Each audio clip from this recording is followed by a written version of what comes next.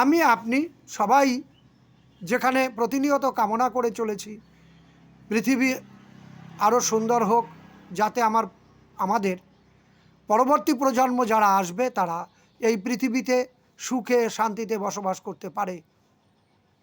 সেখানে প্রতিটা মুসলমান তারা প্রতিনিয়ত কামনা করে চলেছে পৃথিবী এক্ষুনি ধ্বংস হোক। কারণ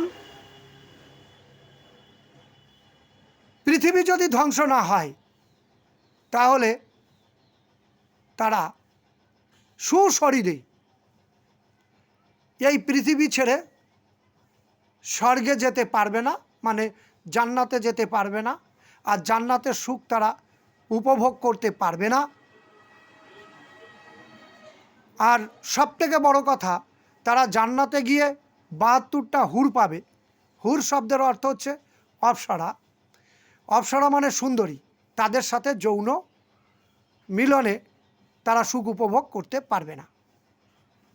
কারণ কোরআনে বারবার বলেছে যে আমি তোমাদের সৃষ্টি করেছি, আমি তোমাদের মৃত্যু দেব এবং আমি তোমাদের আবার জীবিত করব। জীবিত করে তবে সুশরীরে জান্নাতে পাঠাবে। তবে তার একটা দিন আল্লাহ ধার্য করে দিয়েছে। সেই দিনটা হচ্ছে কিয়ামতের দিন। কিয়ামত শব্দের অর্থ হচ্ছে ধ্বংস, অর্থাৎ পৃথিবী যেদিন ধ্বংস হবে সেই দিনটাকে কিয়ামত বলা হয়েছে। ওই কিয়ামতের দিন আল্লাহ কবরের মানুষগুলোকে জ্যান্ত করে আবার তুলে বিচার করবে এবং বিচার করে তবেই জান্নাতে পাঠাবে বা জাহান্নামে পাঠাবে, মানে স্বর্গ বা নরকে পাঠাবে। তার আগে পর্যন্ত যত মুসলমান সৃষ্টি হয়েছে, সৃষ্টি হওয়ার পরে মারা গেছে, যারা কবরস্থ আছে এখনও, হজরত মুহাম্মদের এই মুসলমান ধর্ম সৃষ্টির পর থেকে কেউ কিন্তু এখনও জান্নাতে যেতে পারে নাই। তারা ওই কবরে অবস্থান করছে।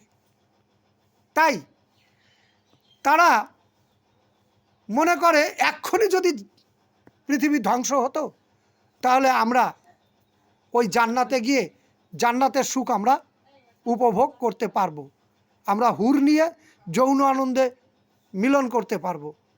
এই কারণে এই স্বর্গের সুখ বা এই হুরের লোভে প্রতিটা মুসলমান প্রতিনিয়ত কামনা করে চলেছে এক্ষুনি কিয়ামত আসুক, মানে এক্ষুনি পৃথিবী ধ্বংস হোক।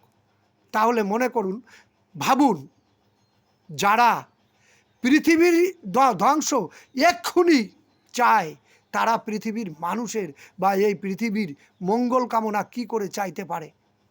ভিডিওটি বন্ধুদের মধ্যে বেশি বেশি করে শেয়ার করুন এবং যারা আমার এই ভিডিওটি ইউটিউব থেকে দেখছেন তারা চ্যানেলটি সাবস্ক্রাইব করুন, আর যারা ফেসবুক থেকে দেখছেন তারা ফলো করুন। আজ এই পর্যন্ত, সবাই ভালো থাকুন।